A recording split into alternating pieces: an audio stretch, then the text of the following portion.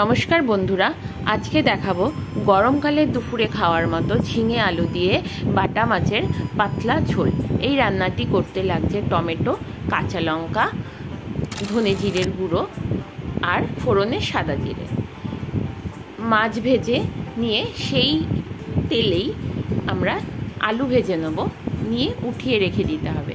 তারপরে যে মশলাটি করেছি সেই মশলাটি দিয়ে তার ভালো করে কষিয়ে নিয়ে তার মধ্যে ঝিঙেগুলোকে দিয়ে একটু নাড়াচাড়া করে গরম জল দিয়ে দেবো।